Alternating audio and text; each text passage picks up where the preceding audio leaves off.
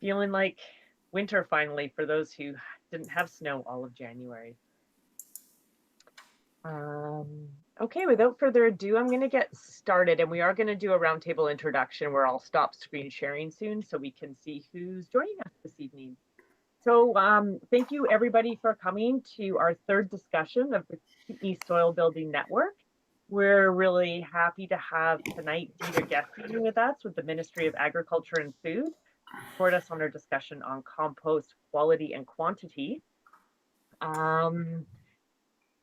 The Kootenay Soil Building Network is part of an extension project with the Ministry of Agriculture and Food.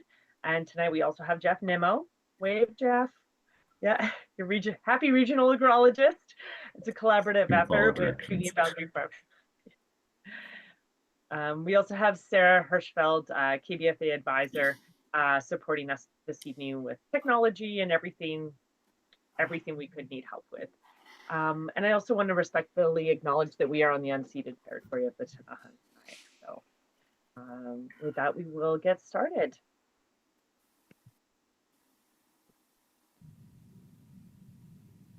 Our agenda this evening, hopefully people are getting into the rhythm a bit. We're going to do a roundtable introduction to see who is joining us this evening.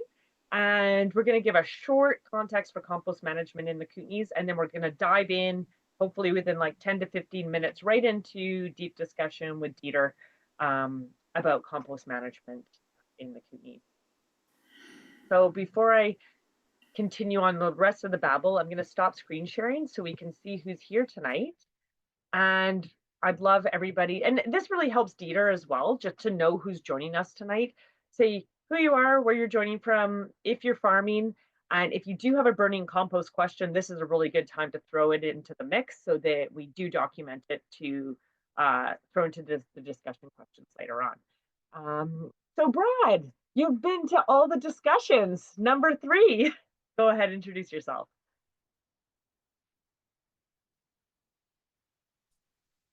There we go. Brad Braun, Hummingbird Farm with Lana Braun, and Do Flowers. We're in the Slocan Valley. And Brad, sorry to put you on the spot. Do you bring it, or do you use a lot of compost on your farm? I know you have really sandy soils. We're using more and more.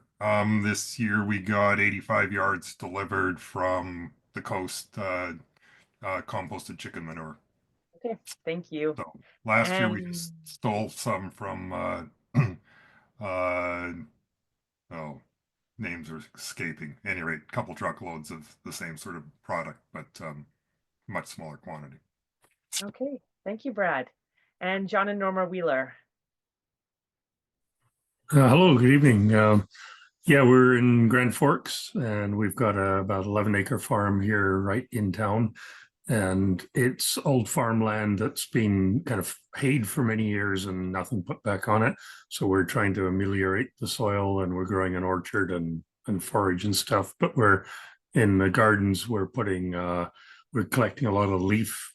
We've got all the neighbors are dropping their leaves off. So we got a lot of leaf and a bit of horse manure. And we're just sort of not sure, really the best way to use it and whether we need to do anything different treating it to make it best for the soil. Okay, thanks so much. And Kayla Malik.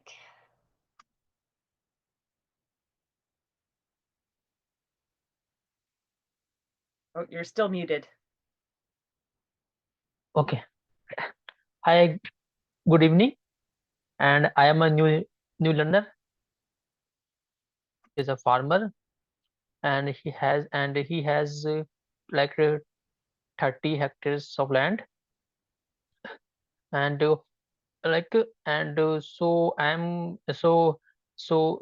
he had sent to me in a college to complete my study like agribusiness. So I have completed my course right now, agribusiness, and I am planning to go with my father to handle my father business like farm, and to cultivate different types of crops, to use many equipments like modern equipments like drone systems and etc. That is. Okay, thank you So so much. I'm here only to take a different types of view from all because I am seeing here all are very senior person, so I am here to gain knowledge from all the peoples. Thank you very much. Okay. And Scott. Oh, hello. Yeah, Scott here from Ben Plow Farm. I guess 2.5, 3 acre organic veggie farm just outside of Nelson. I did send an email to Jeff, a couple of emails to Jeff today, which I think would be relevant to this conversation. So, well, we can talk about that at a later date, rather than me mention it right now, unless you really want me to. Well, I think during the discussion, I think those questions are super relevant today. So let's throw them in the mix. Okay. Yeah, you want me to tell you right now? No, when we get, I think we Okay. actually even have them written down, but Cool. we'll grab you, keep them top of mind. And Lavona Liggins. Hi everyone, good evening. Joining you from the Thompson-Nicola region tonight. I'm a colleague of Jeff and Dieter's, and just super interested to keep learning a bit more about the network. Thanks. Awesome, thanks for joining. And Oliver in Windermere, look, you're joining us tonight.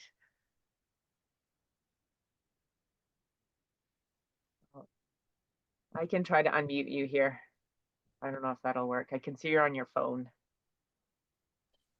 There we go. How's that? Can you hear me Good. now? Yeah. Perfect. Okay. Yes. This is Oliver from Winterberry Nursery and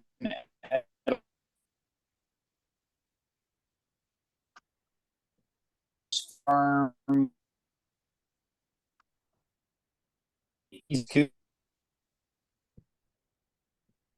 I don't know how long I've been farming. 15 years and 20 years. What are the issues or the some things that I should worry about for using compost?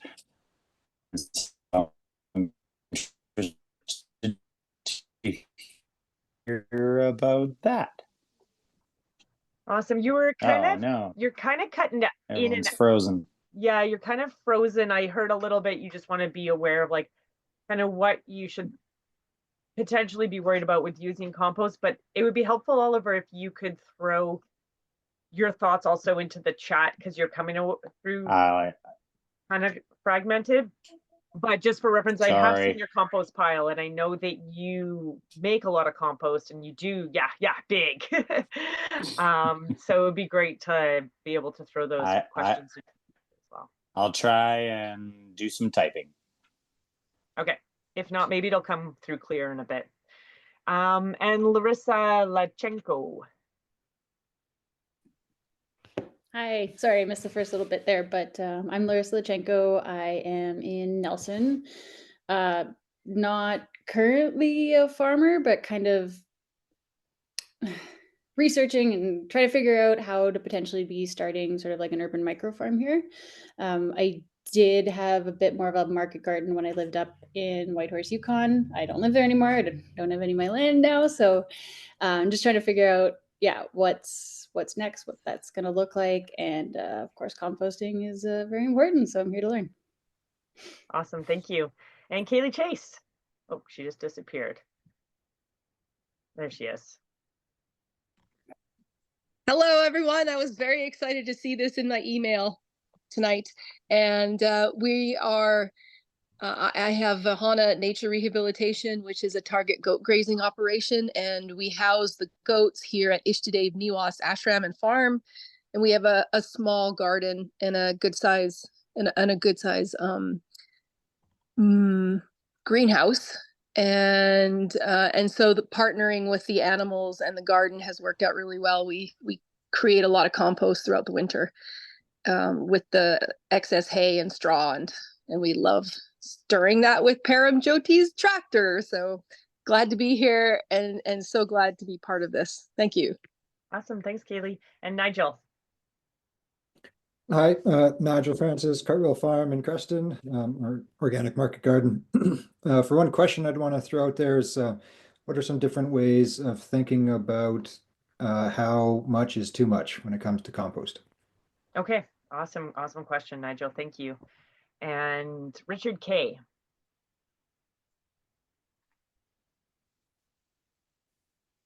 And if Richard K's not there, I'm going to call on Anastasia because you're also 3 times a charm, 3 discussions.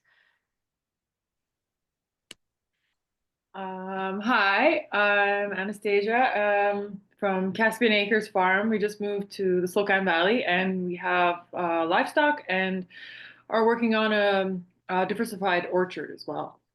Yeah. Awesome. Thanks for joining for the 3rd discussion. And Kate Rustmeyer for your first discussion of the series. Hi, can you hear me? I can.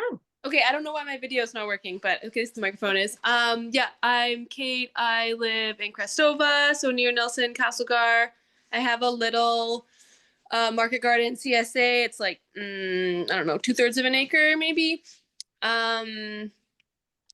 I don't have any like particular question off the top of my head. I mean, compost is just a thing that I struggle with a lot because I don't have any machinery to turn a pile, so I make really small compost piles that are really labor intensive. And where I farmed before, we had a tractor and we made awesome compost. So sometimes I've bought compost in and it feels like this really scary kind of risky thing to be doing, and also crazy around here because we have to ship it from so far. And at my scale, it's like I don't need a dump truck full. I don't know. So yeah, it's just like a tricky conundrum to figure out the compost thing. So I'm just interested in all aspects of the conversation. Thanks so much for joining tonight, Kate. And Truce Zelonka.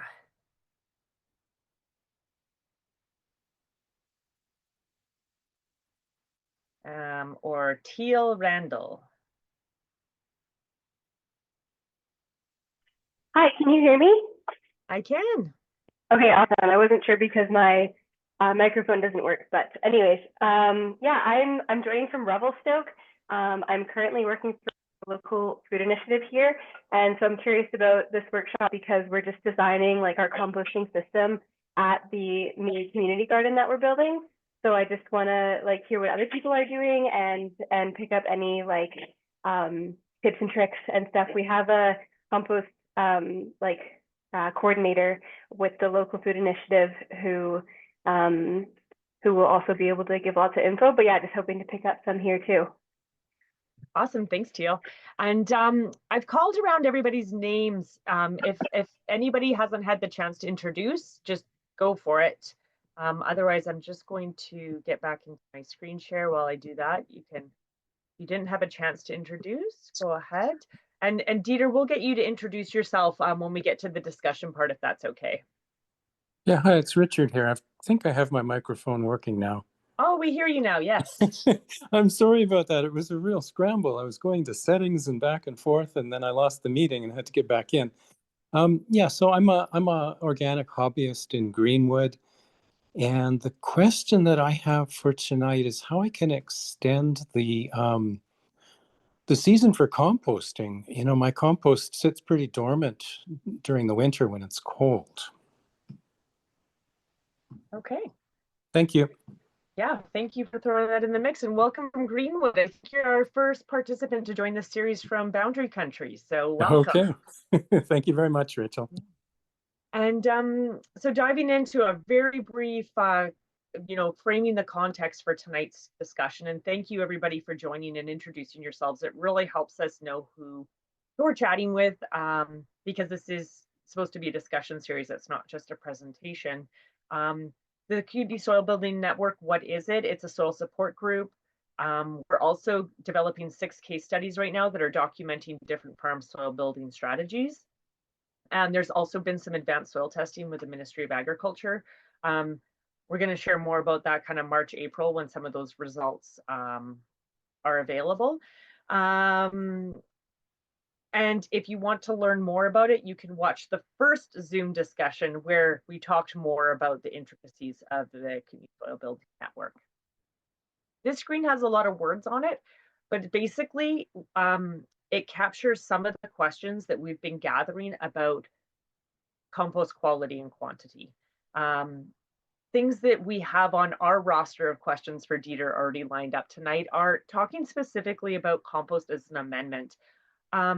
We might get to how to compost, but really what we're framing this discussion tonight is when we're bringing in compost, which a lot of farms use for their farms, what can we expect out of it either as a soil conditioner or a nutrient provider? So for example, what can we expect from different kinds of compost, the general characteristics? How can we anticipate how to best improve our soil with compost? Maybe there's scenarios where, but depending on your soil type, compost actually may not be the best amendment for improving your soil. With lower nutrient content compost, are there implications from applying too much? You know, this is where we get into like C to N ratios and like thinking about it more as like a conditioner. Any tips or tools on choosing how much compost to use? So Nigel, that speaks to your question. How much of the compost organic matter is likely to be transformed into stable soil organic matter? And Dieter, you really helped us talk through this actually in our first presentation of when we have coarse textured sandy soils, how much do we have to keep adding, or can this ever transform into like a stable form of humus or organic matter? And then also sampling your compost. If you're not too sure what's in it, where can you send those samples and what to look for? And then if we may also get to the composting process, like troubleshooting tips. And if we don't quite get to all the composting process questions, you can definitely contact us one-on-one, and maybe we'll actually have another Zoom at another date specifically on the process. Quick context just for Dieter, so he knows what we're doing here in the Kootenays. You know, the types and sources of compost that producers are bringing into the region. We have some animal-based compost, often from the Fraser Valley, horse, cow, sheep, chicken manure. We also have carbon-rich compost that people are using. That's kind of more like a soil conditioner. Some organic matter-based composts, or they're mixing some peat with some chicken manure, sort of like a blended product. And also plant-based compost that producers are using, are making themselves on farm. And on the right-hand side here, it's like a classic example of a big load of manure that a farm got. This is horse manure. They're getting horse manure just because it's the available product. Because getting inputs in the Kootenays is challenging. A couple of producers already spoke to that. It's expensive. It often comes from way outside the region. So we're kind of just using sometimes what's like more available. Another classic example, another dump of compost coming in from the Fraser Valley, photo on the right. You know, creating compost on farm. I basically already said all this stuff, but to summarize too, it's choosing where to get it, what you're going to be using it for is really important because it's really expensive. And when you're bringing in compost, are you using it primarily as a nutrient source? Or is it just to build soil, like your soil nutrient holding capacity, your water holding capacity? Or are you ideally looking for a kind of like something that does both? And so, you know, this is the question to the audience, what kind of compost do you use? But I feel like we already answered some of that during the roundtable discussion. So on that, I'm going to actually introduce Dieter.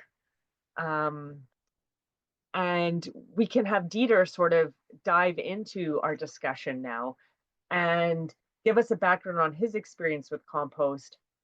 Basically, Dieter, what we'll ask is like an overarching, maybe frame in your knowledge of how farms can use compost, and then we can dive into some of those deep questions. So we are gonna look at some compost samples.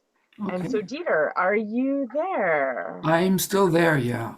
Okay, So, well, thanks hi. for inviting me, Rachel and team. And I can get a little bit out of control when I talk about compost because I'm getting quite passionate on that. That was not always the case. Actually, the first time I was exposed to compost, I was actually, as a little boy, there must have been somewhere a picture of me with a hay fork kind of turning that for my mother and my parents in the yard. They still had that 3-bin system from one to the other and amended their soil then twice a year in spring and in fall. And but I hated it at that time. And then later during my studies, I was actually involved in long-term studies on the impact of compost on soil. And those long-term studies, were really long-term. They were 100 years and something like. So I came a little bit in the back end, of course. I look old, but I'm not that old. And then, well, actually, and then I thought actually I should share the picture to give you also a frame set, what type of. And then in the meantime, I did vermicomposting, sold both worms and the vermicompost. And then I was for some time involved in something like this, and I won't start actually it as a show, but just to show you actually, yeah, I used to work then in a very big commercial compost company where they received material like that. You see grass waste, you see food waste in plastic bags, sometimes compostable or not. And we created something like this afterwards, right? That ended up in landscaping a lot, but also in you may Sumas Grow Medium, for example, used to be one of our customers going into greenhouses, but we used, of course, a little bit bigger machinery, and this is those are those screeners, and this is the big yard we use. So we went to 200,000 tons of organic waste material from Metro Vancouver, and produced lots of compost. About 200,000 tons of waste makes about 200,000 tons of pure compost. Okay, well, I'm not sure, but I think I can respond immediately to questions, but I can also start. I was thinking with going through some of those analysis I saw, and I think they give. I have to go back actually to the file where I have that, and we can. And I think through talking through some of those analysis results, I can already address a couple of questions that Jeff sent to me. But by all means, jump in if you have a follow-up question. So Dieter, I have those. So if you stop sharing, I can bring those up. Sure. Yeah. Okay. Yeah. Absolutely. And so I think to frame in, you know, I think what Dieter is saying is a good idea. Like to address some of these questions, we have 2 compost analyses tonight to share. And a lot of people on this call use compost, but we don't think much about looking at the actual compost analyses. And depending on the source, we can answer some of those questions like how much is too much? You know, is this a soil conditioner or is this a nutrient source? And it can kind of get our juices flowing for answering some more of those questions. And you know, like I'm thinking about like Oliver's question, just like kind of like, is this too, like, am I doing this right? Like some of those, it can bring up some of the challenges or hazards maybe from using a product. So to frame this, these are 2 different compost analyses tonight we're going to look at.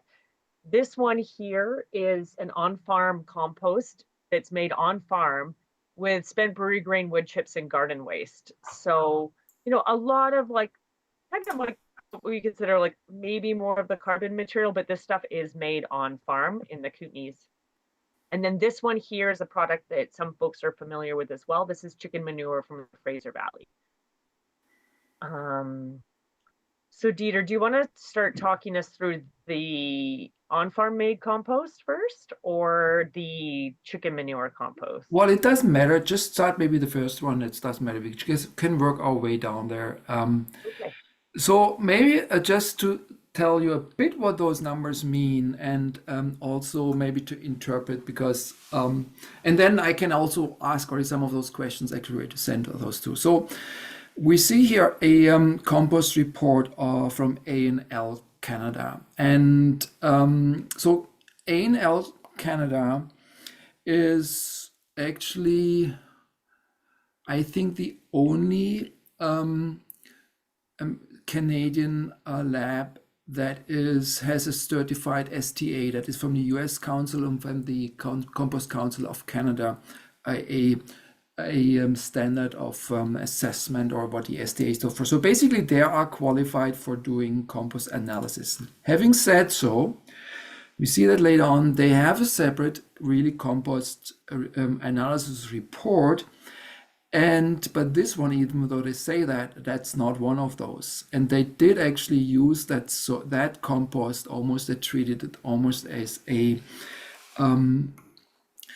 as soil material, right? And that is, there are some consequences to that.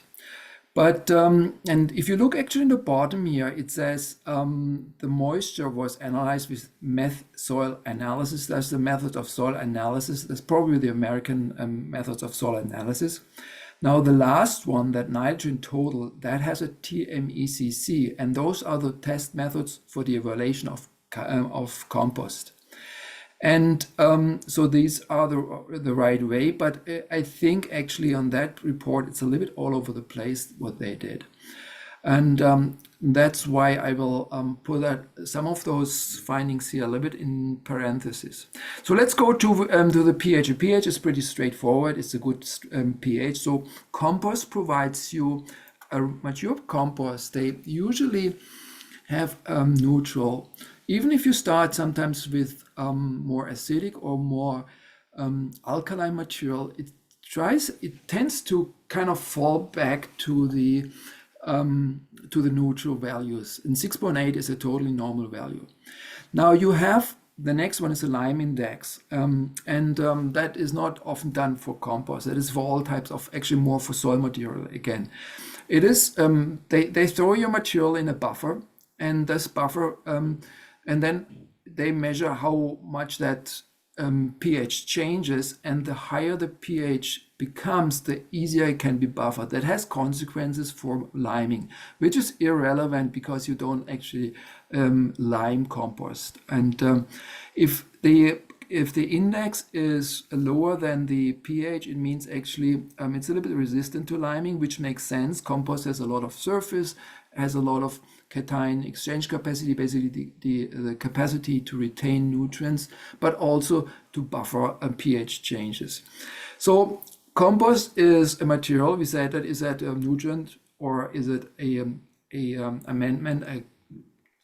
It's both. We come to that. It's but one let's say one benefit is also its buffering capacity. So you produce that organic material, and now when you have it inside, it tends to buffer. So the changes to the pH are much more mitigated or reduced.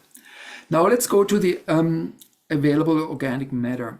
That is 25%. That is a value that is pretty low for even for compost. So compost will itself oftentimes have 40, can up to have 40, 50%. 50 is high.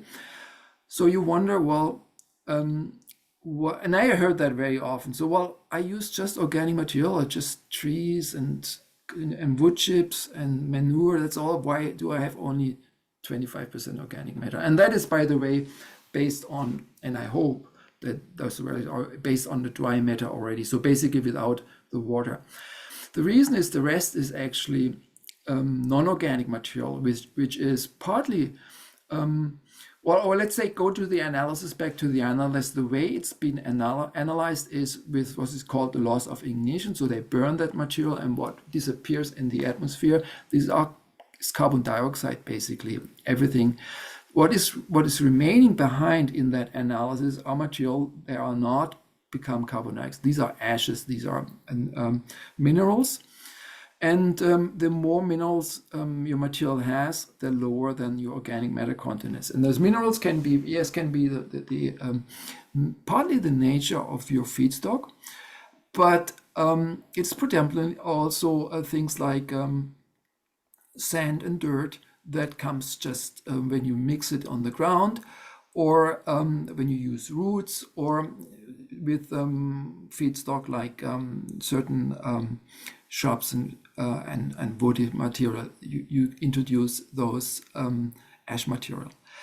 So that brings it to a value which is never, oftentimes not more than 50% of the material is actually called organic. Now the next one is phosphorus, and phosphorus here, this is in parts per million. To put it in perspective, that is a little bit, again, that's based on the dry matter, not on the total as you received compost. And now put it in the context. There is now, I stretch a little bit your math here. 1,000 parts per million would be 0.1%. So 1,000 basically. So basically it means you have here very little phosphorus in that. Now, here I have my doubts actually where they used a method that they used actually extractable. And I haven't talked to A&L on that analysis. So there are two ways of assessing nutrients. One is the extractable nutrients. That's basically they put it in the mild acid and then they see, hey, how much can I extract from those surfaces, and then that's my extractable nutrient. Now, for the compost analysis, you actually digest that. These are those test methods. You digest that means you actually break down everything inside those organic materials, and then you release basically all your phosphorus. And the reason why they do this is because, well, with time, your organic material will decompose and release those nutrients. That's the beauty of compost. It's a long-term nutrient supplier. But if you test it this way, you get, of course, much, much lower values. And the same is with potassium. So you have here probably something like 0.17. You would have much more if it was digested more in the so tenfold. So Dieter, are you saying that these numbers, because of the methodology, are appearing maybe slightly lower than though they are most likely, I'm pretty confident that they actually used for this one, they're extremely low phosphorus, potassium, magnesium, and calcium values. Okay. And so, yeah, I'm just thinking, because like these compare, just like, so we don't lose our audience to extraction methods, because that's kind of, it's a whole science discussion on its own. But overall, you would say that these phosphorus, potassium, magnesium levels, like these are quite low. they are very low. Yeah, but they're very low. But I would say if they were analyzed the right way, you would probably get much higher values, right? Okay. They would, and we see that later on actually what higher values means. Okay. And the same here for the others. I mean, those values are, well, the main nutrients, the potassium, magnesium, calcium, even the sulfur, they are very, very low here. Now going back, then there's a line here on cation exchange. CAC means the cation exchange capacity. These are that is the capacity of this of your material to retain nutrients. 21 is okay. It's can be a little bit higher, but this has not been measured usually. This is by adding up those base materials, which is magnesium, calcium, and sodium. So they do the analysis, then they do some mathematical transformation, and then they add them up, and that's their base saturation. A&L is very strong in doing those math examples, and they have ideal optimum range, and that has actually not very much been supported. It's actually the other school of thinking is provide your plants with what they need, and the ratio that has again not been scientifically really supported. It's also very difficult actually to change those ratios, so it's not very practical. So I wouldn't when you have those ratio results and say you have to have more of those, I wouldn't sweat. It's just not. Peter, can I just, is the like seeing that type of like the CEC and the base saturations, like these are typically things we associate with soil analysis. So is that like also really unusual to see for a compost report? Right. You would not use that because, well, it's an amendment, right? It's not, it's an amendment. You don't use that amendment. So you kind of try to correct something. So that is another indicator. They used a lot of soil methods for that. Which I think as an overall though, it's an interesting, like A&L knew this was a compost sample. They've got it on the top. So in some ways, just, I guess the like what to ask for sometimes can really. Yeah. And I go to this back. I will show you then. And finally, I think an important part is the CN ratio.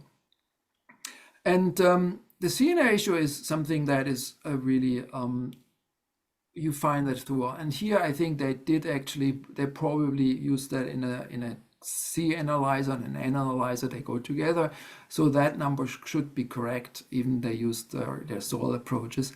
So 19:1, that means basically for every one nitrogen you have 19 carbons. And to give you a range, so if you have a material that has a lot of wood inside, what spikes your carbon in your mix is all the woody material. Everything has lignin and cellulose. They have a lot of carbon inside. And some of that carbon, especially the lignin carbon, is hard to break down. They need the fungi, and they go only to some percentage. So if you have when you start composting, there's always, they say, well, you should start with a mix that has about 30 to 35, sometimes 40 carbon elements to 1 nitrogen. Then there are tables, and I can share with you one later. It will then go down. This carbon will go into the air, and that reduces the carbon ratio, and then you end up having a lower carbon ratio. If you start already with chicken manure or something like that, you might start already actually with something that is even lower than that. You maybe start with something that's at 12:1. It might, during the composting, go actually a little bit up again, especially when you mix it with carbon, of course. So, but typically it goes down after a while. You lose your carbon, and the 90:1 is a good number to have if it is mature. We don't have much here. Indicators for maturity, which I'll talk about that later too, what that actually means. So 19:1 is a good thing. They say really stable compost has something like 14 to 12:1, which is, I would say, not very practical or realistic. That are really because, well, oftentimes you have more wood inside, and by this time, it has been broken down so much, it is basically soil organic matter. Soil organic matter has a ratio of 10:1 approximately, and you will never reach that. Once it's incorporated, yes, but outside, it will never happen. So I think we can, unless there are questions to that analysis, we can move on. Yeah, we'll bring up the other one that's like a good juxtaposition, but I think just in summary, this compost 19:3, I think people can see my cursor ratio of carbon to nitrogen ratio. I know it's hard because you're not, you don't have this in your hands, you're not smelling it, but when you see a report like this, do you have any like immediate kind of thoughts about what the material could be, what its benefits to soil could be when you're looking at, I'm thinking, some of these main nutrients that are not super high, but you do have a good carbon to nitrogen ratio. Any immediate sort of thoughts about the uses and the benefits to the soil by applying this kind of compost? Well, you know what is very unfortunate. So compost, the organic material here is let's put it this way. If it was analyzed like a compost, and it's probably not, I would say it is probably not much of a nutrient supplier. And unfortunately, they don't have the nitrogen value. We can get it indirectly now, the nitrogen value. When you look at the organic matter content here, 25%, half of that is, and I think actually I did do There this. is a close to the C to N ratio. There's a total nitrogen number of 1% on this analysis. Where is that? Way down at the bottom. Oh, yeah. Okay, I came up with that number too, but I did another way. I did actually, you can divide that by 50, which is, or half, by half, because half of an organic matter is carbon. And then you divide it by 19 because then 20, so you get that number here. Yeah, okay, I'm sorry. Yeah, 1%, it's not a high number for nutrients. Now, perhaps it's a time to show you actually, this compost is not a big nutrient source in either way. It's also, the organic material is relatively low, but it will still be an amendment and help. The cation exchange capacity is good, but as a nutrient source, it's probably on the weaker side. But again, you will never compete with those nutrient sources of any synthetic fertilizer, and whether you have 1% more or not doesn't really change so much. And I want to show you something. If I share my screen Sure. a bit to make that Yeah. a little bit So yeah, understand. I was gonna change over, and just so folks kind of know where we're going, so we don't lose people. And sorry to like drown you with numbers right away. Like the main idea here was to show like we are going to be going into like an animal manure sort of compost here, and then this kind of gets into the question of like, you know, how much nutrients, when is too much, things like that. And then I do want to get into some people's like specific compost kind of mixes and like how they can, you know, there you go. You can share, Dieter. Okay. Okay, I will share now the screen.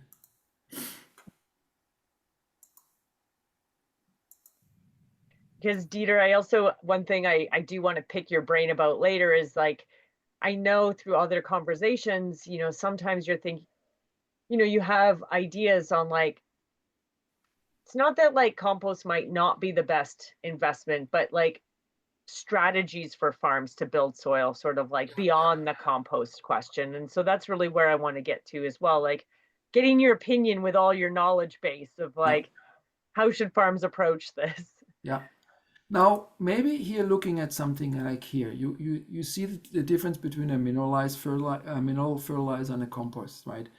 And a mineral fertilizer, and that is here now based just on the nitrogen. The phosphorus a little bit, the numbers are a little bit different. Using mineral fertilizer, something like only 40 to 80% actually reaches the plant. The rest a little bit goes in the soil nutrient pool, so it's kind of incorporated with the microorganisms. They kind of indirectly take it up to lots is lost in the atmosphere, and a lot is actually lost into the water. Now, compost, you invest actually in the soil nutrient pool, right? And you have 1 or 2%. Then is a double, yeah, it makes more, but you invest over time, you give more and more, and that releases. So actually the first year, when it comes to nitrogen, you release something like 10%, 8 to 12%. That's the number that works always best for me to explain a bit those nutrient demands. And that's the first year. Now, as you apply, that material you applied will with time release again. So this is the first year, but in the next year there's another 5% coming from that, and from the previous year, then in the third year you get again, you start to move that, and it's getting more and more actually, because you do actually have material that's decomposing. So you build up that soil nutrient pool, and in the beginning, by all means, in the beginning, in the first 1 or 2 years, it is not really a real nutrient pool unless you really apply it a lot. And I will show you actually what I mean with this. And then, well, you do have, but you have with time, you build up that pool that does release then those nutrients. With time, you do actually supplement your soil tremendously with that material. Now, just to this question of what a lot is a lot, I had prepared you something, and I'm more than happy to share you one thing here. Oops. It's come on. Spelling, take time. Okay, I move that over here. When I talk about oops, you see here. Just imagine once for the nutrient release, and is if you apply your soil, if you apply on your soil a layer of not even half of an inch. I always go with the matrix, that's 1 centimeter. Just imagine 1 centimeter layer of your soil, right? Which is a lot, because it burns, it shows down, this is approximately 130 yard per acre. That's actually here per acre, right? Or 100 cubic meter per hectare. So all those numbers, if you have 1 centimeter, you end actually up having something like 60 pound, if you're more on that system, in 60 pound of nitrogen per acre, or 67 per kilogram per hectare in the first year. In the coming years, you release a little bit less from the soil, from the material. half of that, but you see how that comes up. So with time, and here that has a number of. Here we can't see, if you're talking about a slide, we can't see it. Oh, Yeah. Sure. Okay, it was actually the same screen. Can you see it now? Yes, now we can see the spreadsheet. Yeah. Okay, yeah, okay. So That's you're fine. saying, so yeah, we couldn't see where you're saying if you're applying a centimeter, there it is. So the depth, 0.4 of Yeah. there we go. Okay. Well, if you apply that, and now this compost has something like 1.5%. Now, you remember in that analysis, we had just 1%. I just put in the 1%.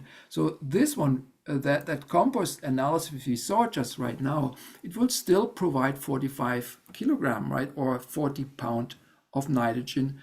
So even if it's a low one, it does, because, well, you provided more than a synthetic fertilizer. And synthetic fertilizer, you don't apply tons of the material, right? You apply kilogram of material. Here, I'm talking about this part, right? Or this is a lot of material. This is a lot of material, right? You probably don't bring so much material inside. So, and the phosphorus that's released is about, in this case, it's just assuming that it's a different analysis, but you would probably then have something like 50 pounds of phosphorus. Now, in smaller gardens, and I heard some of you, they do actually apply that much, really a layer of compost. And I saw that, I talk about my mother's garden or of mini yard. She did apply really a layer of that, and that was almost enough to feed her plants. We never really used much NPK or something like that. So it is, even if it's low, it's more of the amount you apply to that. And while I'm here, I want to also show you actually what happens with your carbon, how you build that up. Now, the same numbers here, you apply something, and there is a rough number out there, and I kind of, that is really the big numbers divided by big numbers. But where they say, well, in the end, 20% of your carbon ends, or from the compost, ends up to be sort of stable. It really depends on the conditions, on the water content, on the warmth of the place, on the type of material. But that would end up of an increase of, well, 0.038% of your carbon content. Well, if you have, if you do that over years and you have 3 or 4% already, you do the math. After 10 years, you have probably half percent higher, and after 20 years, 1% higher, right? So I have a question about your spreadsheet from Calum. I'm just going to read it out. How frequently should compost be applied to maintain soil fertility? You will, basically you have to do that on a yearly basis, right? You have to do that on a yearly basis, because one thing you don't see here, you also lose that again, right? But you have losses as well, right? You have some stable, but some of your material is decomposed as well. So there is a, while if you decompose 2-3% every year and you add that, so you need to have that balance. So you will lose your organic material, a big part of that. And something we mentioned the first time we met is, well, it is, there is a certain level in your soil, or when you apply that, most of that is active carbon. It's eaten by the microorganism. It's going just in the atmosphere. That's the biggest part. And if you don't add this, well, it will go down to a very low level, and you will probably end up to a really minimal part that contributes to the increase. So you need to keep that up, because it will ultimately be eaten up by your plants. At that point, that's something you, Rachel, brought up. What other things I can do? Well, you can, for example, consider and try to mix in or even co-compost a little bit biochar, for example, which is much more stable. You don't overdo that, but you can try that. It will provide a material that is a long-term carbon, but it's not. I would just test it. But why would you increase the carbon for the carbon's sake if you don't see actually any changes? So just try and do this. Another way is, of course, your cover crops. The best guarantee of really increasing stable carbon is living roots. The roots have the small environment around the roots, called the rhizosphere, has most of the organisms, and those organisms, they produce really stable carbon. So they breathe a lot, but sometimes they break down, and those carbons are relatively stable. It's a small percentage, it's always a small percentage, but soils have a long history. If you just pound on organic material, yes, your results will spike, but what they measure in the lab is your 90% or 99% is actually that active carbon, which is, if you move away, go for 3 years overseas and come back, you will have reduced that immediately. And I brought that example because I worked myself a lot with that industry, and that we had those soil mixes, and where you had 1 scoop of compost and 3 or 4 scoop of mineral material, and they settled those soils very quickly. They lost their carbon. You could really follow up how they lose their carbon if it's not replenished. Many landscapers do replenish it every year. They put the mulch and stuff, incorporate that, and that keeps the levels up. But we've seen places where they didn't do this, and you can really see how the whole thing becomes less and less. So these are strategies. What you're saying too, Dieter, just the living plant roots are so effective in building soil carbon. Yeah. So cover cropping, but also if you are just fertilizing, say, your annual crops, like just by having living plant roots in your soil, you're saying is doing more than applying compost. Yeah, and you always, actually, the best thing is if you combine both. Now, what you do is you provide nutrients. You might kind of complement them with other nutrient sources if it's not enough, but you provide the nutrients, you provide some organic material, but at the same time you also have those roots. So you come from both sides, and you introduce with compost also a little bit different diversity of microorganisms that help to diversify. And one thing for really, when we talk about soil health and stability, I think one thing, you can have whatever opinion, but a diversity in your soil is always one of the best guarantees of having some resistance and resilience. And I did see, we just shared that presentation in our newsletter, Dieter, with that great presentation from Melinda Hart that talked about the soil biology. But a good follow-up question just to the stable carbon is, why would I want stable carbon in the soil? What does that do for me? Well, the stable carbon is, so when you look at those different carbon pools, you have roughly the active carbon, that is the food for the microorganisms. That's what they eat and munch to grow and whatever, and you lose that most of that's eaten. The stable one, and this is good.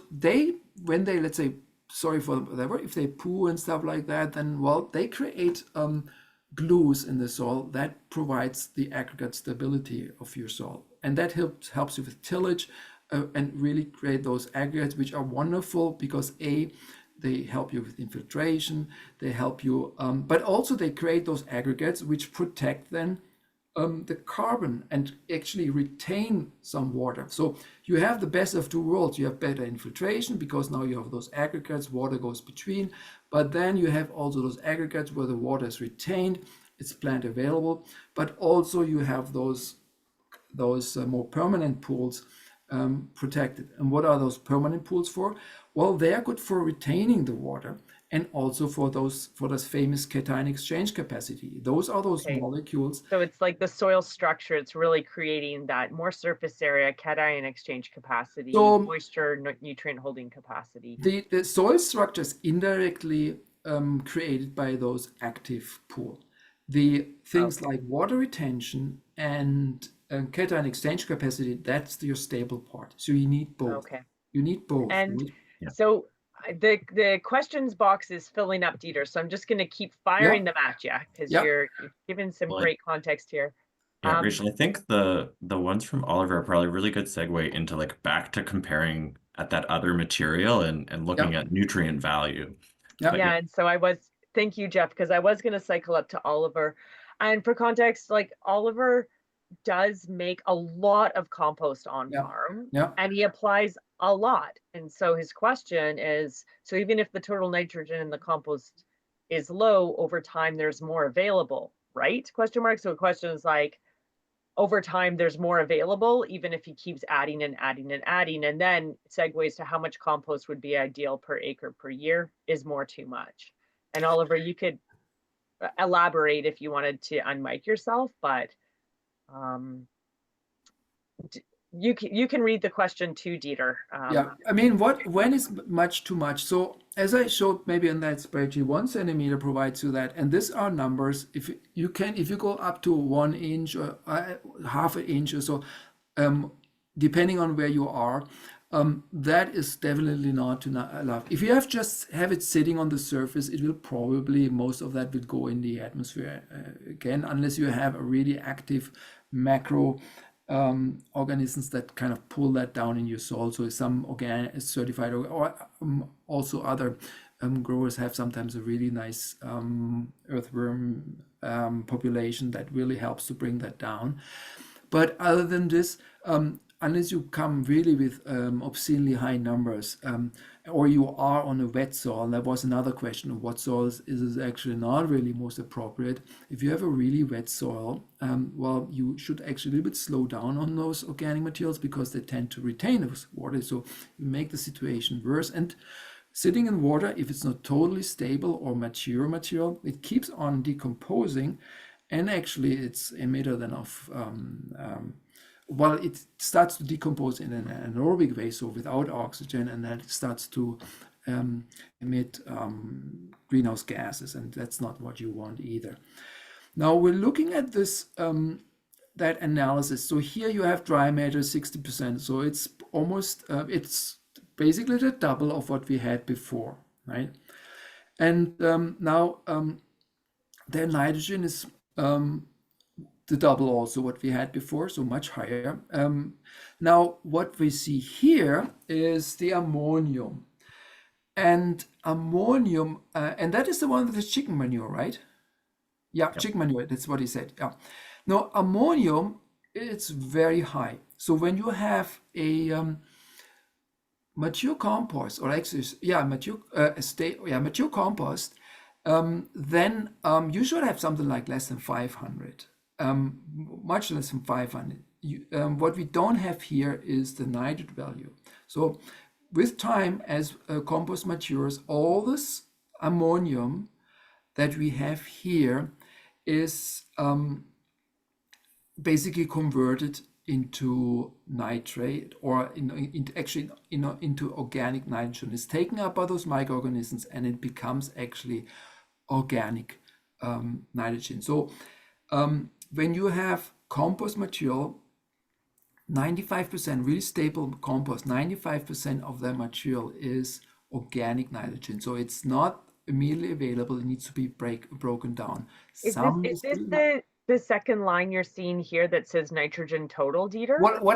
And that's what I said. They unfortunately did not report the nitrate. They just reported it can be two reasons. It might be negligible. So if it was chicken manure, probably the nitrate is negligible.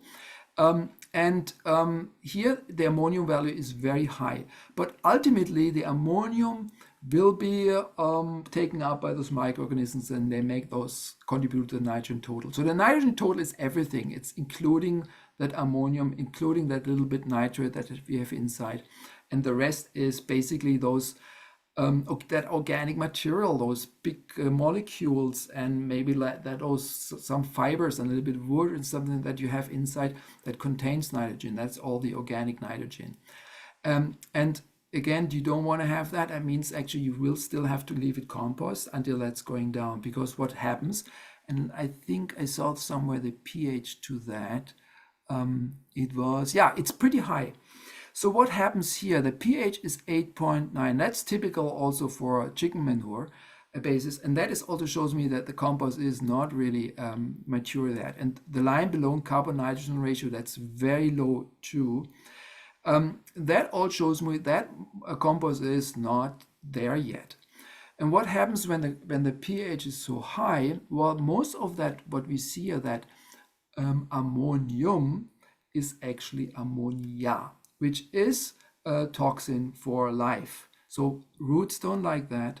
And then also some of that is going to the atmosphere. So you basically don't do your plants a favor when you have that big content of ammonia there. It's high. I mean, you won't kill them right away, but you don't make their life easier, right, to your plants. That's the bottom line. Sorry, I said in the beginning, the dry matter is high, but the organic matter here is 36. That's good too, right? That's the organic matter. Sorry, I was misreading that. So the dry matter is 6, but the organic matter is good too, 36. I saw many reports that from the compost we did. We sometimes had 40, 42%, but often not more. So it's good. So now all the sulfur, that is often, well, it's high, but that's also typical for chicken manure. They also have that material. So it has really the signature of chicken manure. Still too much before you can actually call it true compost, right? It's still that manure a lot. Even what can you do? Well, you could probably have added a little bit more bulking agents, something that of wood material, and leave it composted, right? Leave it composting before you actually apply it, right? That could be one option, right? Or just add that. Another thing actually that works too, and I'm not that big of I'm a very cautious supporter of biochar, but when you do have biochar and you mix it in, that ammonium will be caught and it will be kind of fixed. So it has a high porosity, so it's been taken up. So it will take away that edge of, it's a way to do that and to neutralize that a bit. Right? Oh, Rachel, you are muted. We can. Let's see, there's a question here.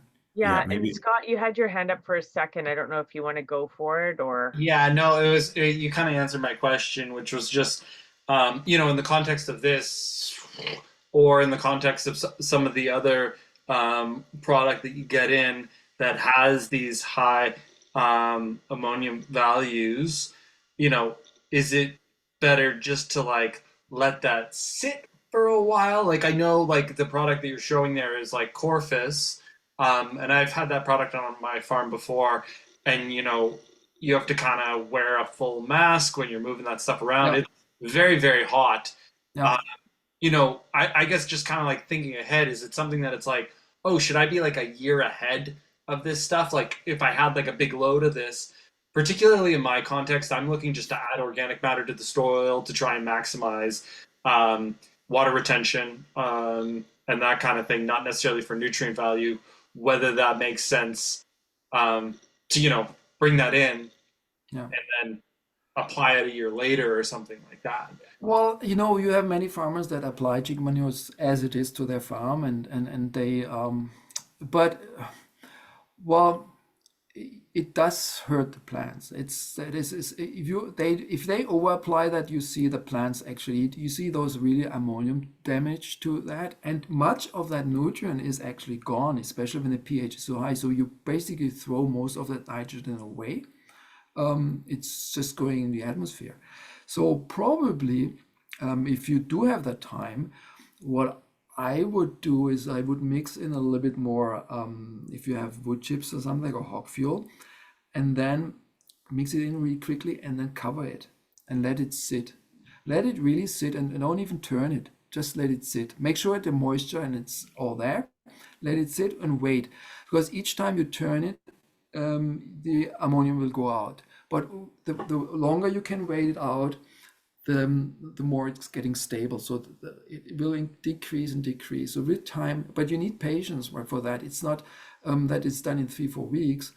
It's really you basically buy it in spring, and then you leave it there sitting, and probably by fall you will have it reduced substantially. It's still there, but it's almost like good wine, right? I mean, the longer you wait, the better the quality it is. You will, each time then you open up that tarp or whatever you have, you will lose some ammonia, but you will see that that will go down, the smell, with time. This ammonia smell, but what you smell, it means also that leaves your atmosphere. That's lost. That nitrogen is basically lost, right? Peter, any comment about like if you were to incorporate that material as soon as you get it, if you like pre-season before planting, if that's well incorporated into the soil, time frame for how long to say expect some plant? Well, when you do it, well, ideally, if you live in an area where it doesn't really get that cold, you would do that in fall and incorporate that. And then basically April, May is fine, right? You put it in. But now in your case, well, if the soil freezes, and then nothing happens with that stuff. And as soon as you basically, freezing it, right? And then the action starts as soon as it's getting warmer again. And then it comes out. So you just delay the process. If you can, what you could hypothetically do, if you have that luxury to kind of take one land a little bit out of production, you could consider, for example, incorporating that, putting cover crops inside, and then basically wait a year, and then next year you start using that. But if it is that high, and if you don't have any biological, well, if you have biological activity, you will release that and bring it out. And if but if you don't, if you just delay the process, right? So here in the Lower Mainland, the problem would probably be more that you now come in a rainy season, and that stuff will really rot. I have cases where it actually emitted methane, right? Because with the water and all that stuff, it still was working, and you could actually put the lighter to that, and you could see that. There's the water problem. In your area, it would probably be the problem of cold, that it will just, as I said, delay the process, right? We have a few more questions coming in, and on just before we lose it, just like, how much is too much? Is there like a maximum saturation for adding compost? Like, well, there is a practical thing, and as I said, I showed you those numbers. I mean, when I said you apply per hectare, if you apply 100 cubic meter, right? That is 75. That's about about 130 yards per acre. That's a lot of material. So I think even practically, very few people will do this. So in practical terms, you'll probably not come to that point. Yeah, if you apply an inch of that and do this every year, I mean, so on some turf farms that do this, right? They spread that on, but Peter, maybe we should interject here with some of the context that's going in the chat here. Some folks are relaying that, especially where we're dealing with sort of market gardens that are planting in beds, there's folks relaying, they are using 1 to 2 inches of compost as part of their regimen. I have to actually correct that. I know actually a person, I know a farmer in Chilliwack. He claims he is a no-till, but what he actually does, he has a lot of compost at his disposal, and he's actually growing his veggies in compost. Now, I don't want to do his soil analysis, because I guess there is lots of nutrients coming here. His plants look wonderful. They're very green, but I think there is really tons of nutrients out there. So the limitation is probably a nutrient overload, right? If you have really 3-4 inches, you saw the numbers, you will probably have some like 200 kilogram of nitrogen easily in your soil, and phosphorus the same, 120, depends what there is. So that is a limitation, but you can grow. There are those competitions of pumpkin growing into compost. So yeah, you can grow right into the compost if it's mature. But is it cost effective? Well, yeah, maybe if you have a small community garden, you need to take it to the, and it's the best thing, well, and you get the compost free. But I saw actually, when I looked up the Kelowna website for their compost, $30 per yard or something like that. That's a lot of money, right? They ask, I hope you get it much less expensive from wherever you source that, but it would be probably for large scale farmers with a little bit more acreage, totally not cost effective. So my question, so please, sorry for bothering. My question is that how does excessive compost application impact soil health and plant growth? Well, I would say if you do it really that much, you don't have soil anymore. You have compost. You grow into compost. So it's basically not. If you apply moderately, there is. So going back, what we often recommended for people who brought in applied compost for the first time and wanted to remediate the soil, that was totally. We often said, hey, apply about 1 inch, which is a lot, and then incorporate that down to 1 foot, right? That's what we recommended as a starter, and then start to kind of add that material and incorporate not as intensive anymore. So I think at a point, so at those amounts, if you will still help depleted soils that are depleted of organic matter, that's totally good. If you, I wouldn't say that we should never say never, but you can't really, for your soil health, unless you have crappy material, you can't really apply too much compost. The point is, after a while, you don't have soil anymore, you have compost, right? You then, so it's probably then almost a philosophical question, where's your soil health? It's you start to move into compost health, right? So that moves. And as I said, if you one day move away and nobody's farming your soil will fall back to its natural organic level, right? Where it's supposed to be.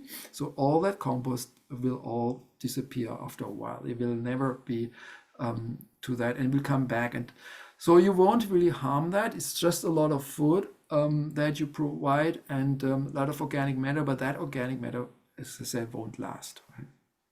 So you won't kill your soil with that.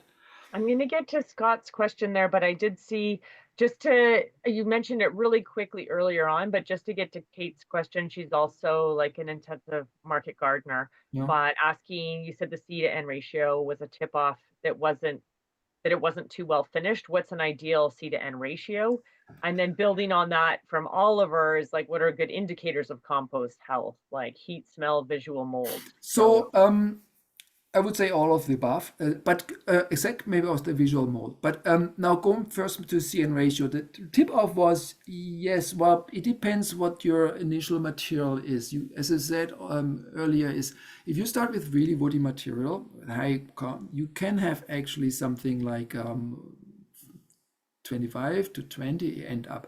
Very low is a tip off, one of the many, but if you start with chicken manure, you start low. But I think at that low, it was one of the tips off that you have. So when you have 10 to 1, I'm pretty sure here in BC and Lower Mainland, there is some chicken manure inside, or some other material, for example, certain biosolids, so would also tip that into this direction. Which I think, Dieter, before jumping to the process and indicators, it's a really good point that you're making about sort of understanding what's like a bit about your feedstocks can give you a lot of sort of insight when you're actually interpreting the analysis, so that you can kind of like relay that. So it is like asking a few questions about the compost that you get, or like who's making it, what it's from, the materials really gives you that extra level to be able to interpret. Yeah. And actually, it's a good point. I mean, if you know what's going inside, and then you see what it is now, actually have an idea about evolution, right? Now, the question, what is a good indicator of soil healthy? Visual mold, not so much. Actually, what you think sometimes is mold is actually not mold. These are certain acobacteria that actually at the end, so actinomycetes, they're actually not bacteria there. They are actinomycetes. They actually cleaning off the rest of your material. So actually that is what is sometimes considered as mold is sometimes part of that system. But what is definitely heat. So if you reheat and you still reheat a lot, that is definitely not done. Smell, if it's not smelling earthy and if it still has whatever rotten smell, or whether it's cabbage or ammonia, it's not done.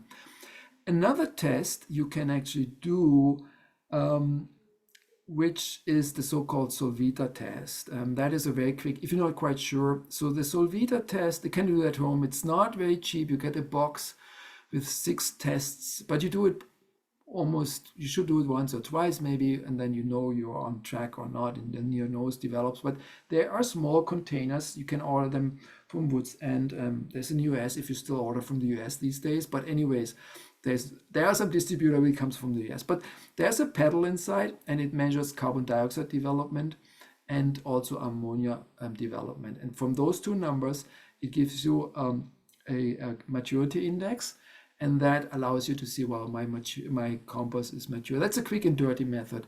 What they do in the lab, if you send it to a specialized lab, they do this much more controlled condition. And one thing is carbon dioxide development, but also oxygen consumption. Okay. And this ratio gives them, that's the best way of measuring stability or maturity. Thank you, Dieter. I'm going to let Scott ask his question, and then we have a skill testing math question for you in the chat box, Dieter. Okay. Nigel's throwing some math at you, which I think is going to be right up your alley. But Scott, do you want to throw your question out there first? Yeah, sure. I mean, I wasn't sure if we were kind of breaking out into questions entirely, or whether if there was more of the presentation and that kind of stuff. So I didn't want to completely derail this.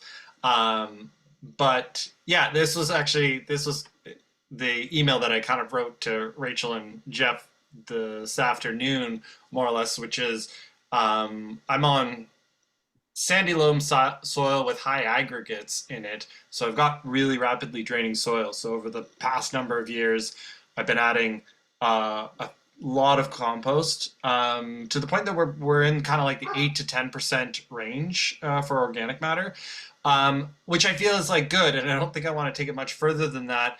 And I'm just trying to figure out, is there like any kind of like weird calculation or approximate calculation that I can kind of figure out to maintain sort of that organic matter without necessarily applying kind of the 2 inches of material that I'm applying per bed? Like, is there any kind of like back of the envelope approximation on doing that? Or is that just do a soil test at the end of the year and kind of figure out how to dial that in? Well, what you so you have you said you have a sandy loam, right? So that 8 to 10% you have, and together with the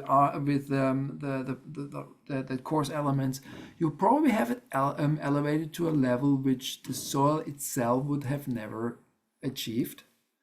So you one of the it was starting at like 4.5, 5. Yeah. So you would probably naturally fall back to a much lower level.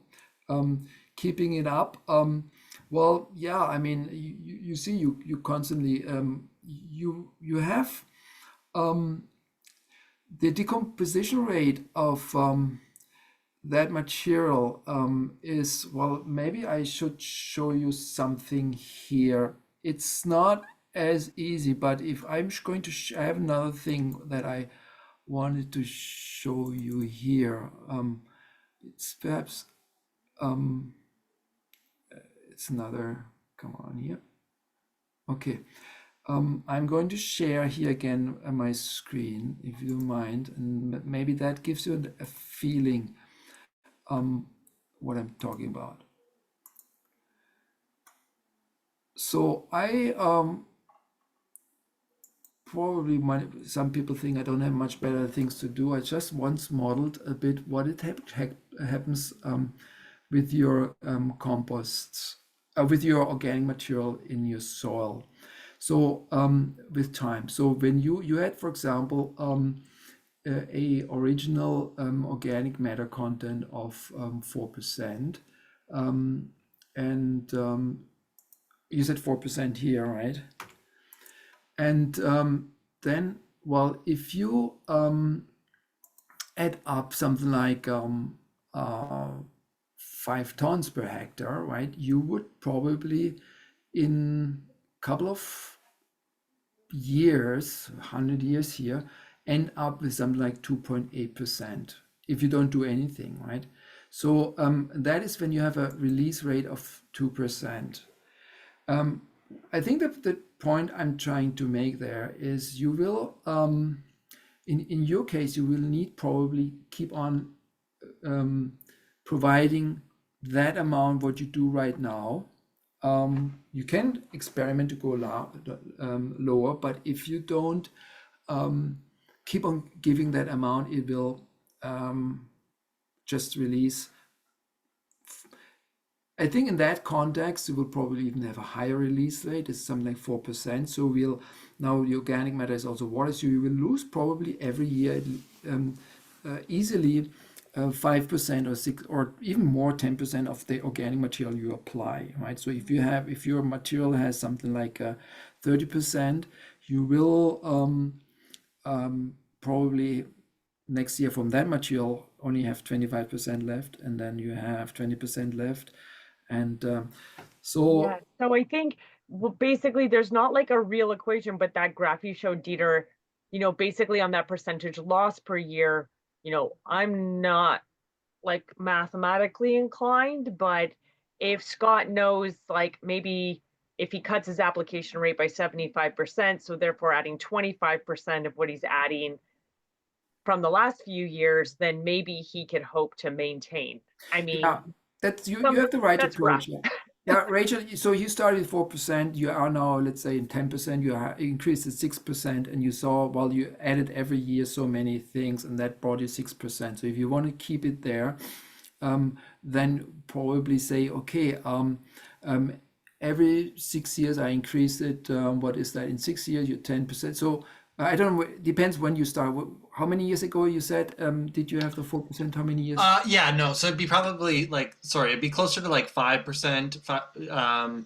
And then we've probably been doing it for solidly 4 years. Solid 4 years, and you're now with 10%. So every year you increase it by 1%, which is really remarkable. That's a lot. You must have a lot. So if you basically, I think if you every year 1%, I think if you cut that by good 30%, you will still leave it there, right? Maybe the other thing to consider is organic matter the objective that you want to shoot for, or is it the sort of functions that you're like the benefit that you're seeing from the added compost? You're seeing improved structure, water retention, and nutrient availability likely from that over time. Do you need to maintain at 8 to 10% in order to continue very good point. Seeing that effect? And so that will probably come down to some trial and error. Okay. But I mean, I was just looking for a kind of a place to start. And I'm considering the material that we're adding to the soil purely for like soil conditioning purposes, to increase water retention, to increase nutrient holding capacity. I'm not really looking at like deriving that much nitrogen or phosphorus out of that material per se. It's like we're just really sandy and really skeletal soil. And so I'm just trying to reduce our rapidly draining soil to hold the water just a little longer. Well, at the end of the day, it boils down to that the benefit or do actually outweigh your cost, right? So that you really see, okay, I increase really tremendously my water consumption. I need hardly any nutrients anymore. And I didn't have that 2-3 years ago. But if you see, well, actually since last year, that doesn't really change anymore. Then see what lower level you can do, because then you have savings both in labor as in whatever you buy. Even if you do it yourself, right, there are costs associated with it, and it boils down to this. I think you reached already the point where you say, well, I have my organic matter, that's good, all that, and soil health, blah blah blah, that's already totally reached. Now I would just become the business person and say, okay, do I really need to be at that high level, which is probably not natural for that environment. Yeah, and But, so Yeah, nothing's natural about what I'm trying to do. Oh, Scott. Yeah. Medium natural. You're Yeah, trying yeah, to no. exceed. I know what you mean. I'm just looking for maintenance, like at this point in time. Like I'm not so silly to think that it's like, yeah, 10% we're done. I realize that I do want to like try and maintain an elevated for organic matter for as long as we're growing vegetables, because it seems like we really need it. If I was just growing a Doug fir forest, I would probably stop applying the organic matter. But yeah, I think you can really try to take over the next year, try to go down 30%, and then see what happens. Because I think in the ballpark, really at this point in time, going 30% is certainly, my bet is you will even slightly even increase, but you will see that, right? And you don't have to measure at that point in time every year anymore. If you soil analysis, do it every second year or so to see really those changes. It won't dramatically fall back, right? Even if you skip the next year, you will see you lose a point probably, right? Okay. But it won't dramatically go back at that level. Okay, no, that's actually really helpful. That was all I wanted. Just wanted someone to say, just try this amount, and I will try that. Without too much detrimental effect. Thank you. And you had a math question, you said? Yeah, and I'll read it out to you, but you can also see it, Dieter, if you open. It's not a math question; it's a math comment. I could jump in there. It was Sure. just because we were talking about application rates and I'm just trying to say that I think it really depends on your context. And for me, like in an intensive market garden, where we're really trying to maximize what we're getting out of a very small space, putting on 2 inches of compost is like not a big deal. And I think that's the case for a lot of people that would be. Yeah, I mean, I have to say I come a little bit more from the large field context, where really applying those amounts is starting with a different business model behind, where applying that amount on an acre or several acres is just and I don't even talk about the compaction. You have all those things driving up and down. That is a different story. But yeah, you're right. I mean, I think actually many market gardeners and many even also small scale farmers and certified organic, they grow almost into their organic material they apply. It's the plants. And you can do it if your compost is relatively manure. But in the case of that analysis I saw with this really low CN ratio, right, and high ammonia thing, I don't think that plants are very happy when you grow in this type of material. They would probably prefer to have something a little bit less hot than that. And I guess actually the cucumbers or something like that, something that is really a little bit more sensitive to that, will probably have problems to germinate to begin with at this high ammonium levels. And one thing I actually didn't check out is the salt level too. Oftentimes they come with a very high salt level. And if you have something like a salt level, I just throw in a number to keep in your mind. The units change, but usually if you have something like more than a 4, 5, or 6, that is pretty salty. And you are going to have issues have anything germinate. I guess I would be using a compost like the first. Yeah, absolutely. And using it in different ways. Not like the nutrient is maybe not the top priority for using the compost. In a sense, I'm using it as a weed barrier. Oh, that is of course. And when we talked about benefits, that is, of course, if you have clean benefit. And actually, it's something I wanted to mention too when I saw the question, which was actually never raised. The question is, when you get compost from outside, check it for weeds. Especially if you have a not really serious supplier, you don't want to bring your invasive species, right? Almost as a quarantine, right? Sometimes they don't go through the test. What we often did is just having a small grow thing. You put some compost aside, put a small dome, a plastic dome on that, water that, and you see what's coming to germinate, right? If you do that early enough, then you actually, if you put that in if you get your compost the previous year in fall, if you prepare everything, you cover it, that gives it time to mature anyways.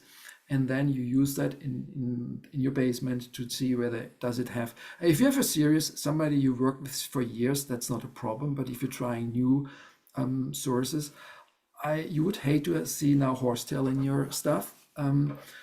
It's difficult, right? You can throw basically a whole bed away. So that's thing you can do as a due diligence when you get new sources of compost. But yeah, I think for the bed like 100 feet long and 30 wide, sure, you pay for nutrients as well, right? You pay for if you're certified organic for your and the nutrients is actually I would say quite sufficient. So the way I personally grow things, we never added anything. It was just the compost we grow, right? We grew into compost, and that was enough, right? And so just back to the question, I think when we're talking about putting too much compost, we're thinking about those ones like the animal manure based ones that can come with different sorts of risks. So back on the like nutrient poor compost, which is more just like a soil conditioner, is there any risk of using too much? Here too, I mean, you don't, no, I think really it's more of the quality. If you have a good quality compost, I don't see you can over apply. If nutrient is not, if it's a really stable one and if it's really low, but keep in mind that even at a 1% or 0 there will be never no nutrients. And if you add up enough, it's with time, it adds up, it will release, and you will then have considerable amount of nutrients sitting there. And I know from experience, we did test those community gardens, and that was even before I went work for the ministry, and we saw sometimes nutrient values. They were not lower than some of those dairy farms where they spread every second week their manure on their field. So they can become very high. Of course, that threshold is much higher when you have a poor nutrient value, but it adds up. It's just a matter of how much. But generally, for all other things, if you just, it's hard to make to apply too much compost if you have decent quality. So things like not salinity or high ammonium content or ammonia content. That is really things I would definitely look for and avoid. And that's great, Dieter. Like, and is like kind of, we're not going to get into a discussion at this point because we're getting into the evening about testing your compost, but that quality comment basically saying, yeah, you can't really apply too much if it's good quality. People can contact myself, Jeff, and you after this call if they have questions about the quality. Sure. And yourself, Jeff, can help with that analysis to help answer that question. And is this good quality? Yeah, and I wanted also to, I mean, I think sending it to a really specialized lab is overkill. Even when I still worked for that compost site, we send it in every couple of, but there were some, they have a long laundry list of things they analyze for, and most of them you don't need. Some have regulatory meaning, and they're not cheap. One costs, at that time it cost $200. I think by now with inflation, we are $300 for one test. But you can tell those labs like A&L, please, for example, for those nutrients, give me total numbers, not the extractable, right? If you want the nutrients, make sure the total number, or follow that TMECCC for my nutrients. That you can tell them, and they evidently they knew what it is because it was on the line. But as I said, I kind of doubt they use that for all those elements. So this is a question you can definitely ask them to do for you. And A&L has that capacity. There's actually, I don't want to endorse here any lab, but we used to work with a small lab in Richmond. It's a mom and dad lab. We sent it in and they were really nice to work with, and they did this all right for much more competitive, but a small range of tests. But again, make sure that they know they don't give you extractable values. They tell you the full values, because for compost, that is what matters. Well, I'm really glad we got to capture that last comment, Dieter. A few people have dropped off because we've gone past 7:30, but that's really important to capture for this because it is recorded. So we can use this as a resource for folks who want to know more about compost quality and application rates. I feel like this was a bit of a whirlwind. Thanks everybody for sticking with me. Covered so many different aspects of compost quality. This is the end of our 3-part series. So thank you, Dieter. Sure. We're formally ending the compost portion of the discussion. If you have resources you want to send me, I can upload those to the website when we put this recording up there. But we really appreciate you spending this evening with us to share your expertise on compost. Sarah has a poll she's going to put up for those who are still on the call about future events with the Kootenay Soil Building Network. This 3-part series was really sort of getting a sense of people's enthusiasm for having these discussion-based themed soil discussions through the winter months. You can send us an email, you can drop something into the comments, you can complete this survey as a means to understand if you want sort of more of these next winter, or if you want more sort of in-person field days this summer, just like your ideas on how we can keep building your soil knowledge, either in person or virtual, this summer or even next winter. Jeff, I know we found that the evening discussions in the winter are a good time for farmers, but we're willing to do more based on what people want. Yeah, it's a mix of the wintertime when folks have that time to look at some of our soil test reports and dig into numbers, versus if there's stuff in season or end of season where it's capturing, sort of being able to see it in field maybe is the other kind of thing. If there's stuff that folks really want to dig into, then it'd be great to hear. And topics as well. So without further ado, thank you very much everyone for participating in our 3-part discussion series for the Kootenay Soil Building Network, but you haven't seen the last of us yet. We have lots more fun stuff to do, and Dieter, we look forward to hearing more when those SHAP samples come in and how we can kind of engage farmers on what some of those numbers mean. I know those will come maybe in March, so I know we haven't seen the end of you yet. Yeah, we haven't even received all the lab results back yet, so we were expecting that end of January, but yeah, still we are waiting ourselves. Fantastic. Well, thank you so much, everybody, participants, and also Jeff. It's been fantastic. Thank you. Bye-bye. Bye-bye. Thanks.